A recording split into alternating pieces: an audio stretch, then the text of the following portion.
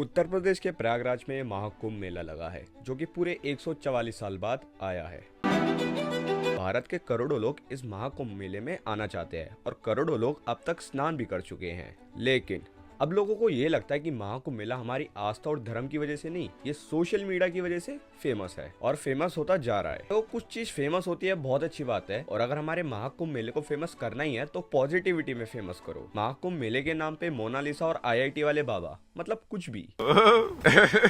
Social media एक ऐसा platform है जहां हम कुछ भी शेयर करके लोगों तक पहुंचा सकते हैं। ये चीज तो यार सबको पता ही होगी। अब आस्था धर्म के नाम पर 70% लोगों के पास ये कंटेंट आ चुका है और ये लोगों के लिए कंटेंट बन चुका है। अब कुछ बेदिमाग लोग मेरी वीडियो के नीचे कमेंट करने की सोच रहे होंगे कि मिश्रा जी आप भी तो कंटेंट ही निकाल रहे हो, तो उनसे मेरी हाथ जोड़ के विनती है कि इस वीडियो को एंड तक देखना। मीडिया, स्पेशली न्यूज मीडिया, ये एक ऐसी चीज है जो किसी को भी कभी भी बेवजह हवा में उठा देती है। आसान भाषा में बोलूं तो किसी को भी फेमस कर देती है। जैसे कुछ टाइम पहले ही न्यूज मीडिया ने हमारे धर्म के नाम पर बिजनेस करने वाले अभिनव अरोड़ा जी, इनको बस उंगली पकड़ाई थी। उनके इंटरव्यूज लेके, उनकी वीडियोस को फेमस करके, न्यूज पे दिखा के, और आज की डेट में वो सर से नीचे नहीं उतार पा रहे। मुझे फर्क नहीं पड़ता कि जमाना क्या कहता है। और हाल ही में इसी तरह इनको नया टॉपिक मिल चुका है, IIT वाले बाबा।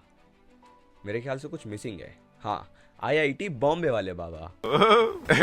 चैनल न्यूज 18 के पत्रकार आलोक मिश्रा जी को महाकुंभ में रिपोर्टिंग करते हुए ये बाबा जी मिले, और जब इनसे नाम पूछा गया तो भाई देखो इन्होंने कुछ ऐसा जवाब दिया। कौन से वाला नाम? रानी गोरख, बटुक भैरव, राघव। और जब इन्होंने ये बताया कि ये IIT बॉम्बे से पढ़े हुए हैं तो इनका कुछ IIT मुंबई से एरोस्पेस इंजीनियरिंग, ऐसा रिएक्शन था। और तभी से ये सोशल मीडिया पे वायरस बन चुका है और वायरस की तरह फैलता जा रहा है। सॉरी अगर किसी को मेरी बात का बुरा लगा हो, सच्चाई तो यार देखो कड़वी लगती है। यार देखो ये चीज मैं एक्सेप्ट करता हूँ कि उनकी नॉलेज के आगे मेरी नॉलेज कुछ भी नहीं है, और मेरा मानना ये है कि किसी इंसान को इतनी हाइप और इतनी फेम नहीं देनी चाहिए जो वो सर पे चढ़कर पूरी दुनिया के सामने कुछ इस तरह बातें करने लग जाए। भाई वो ये तक बोलने लग गए कि वो भगवान है। कोई सेंस हुआ इस बात का? हमारे माता पिता मतलब हमारे माता पिता ही नहीं है, मतलब यार कुछ भी। भाई देखो फेम और पैसा और ये हाइप जितनी भी जो भी चीज है, ये ऐसे इंसान को दो जो तुम्हें कुछ अच्छी चीज प्रोवाइड करवा रहा हो, मतलब कुछ अच्छी नॉलेज दे रहा हो। भगवा रंग धारण करके कोई भी बाबा नहीं बन जाता। साधु संत बनने के लिए कितना कुछ करना पड़ता है आपको पता है। और मैं ये IIT बॉम्बे वाले बाबा जी को नहीं कह रहा, मैं नॉर्मल बात कर रहा हूँ। और मैं ये फिर से कह रहा हूँ, जो तुम्हें सच में कुछ नॉलेज दे रहा हो उसको फेमस करो, ये मोनालिसा जैसी आंटी को नहीं। और मेरे को तो ये समझ नहीं आता, महाकुंभ में एक से एक और बड़े से बड़े संत आ रखे हैं, तो ये रिपोर्टर्स और बेफजूल की चीजों को फेमस करने वाले भैया दीदी उन लोगों का इंटरव्यू क्यों नहीं ले रहे? इसके पीछे भी एक रीजन है, क्योंकि वहां जाकर इनको तो बस बंद करिए सब,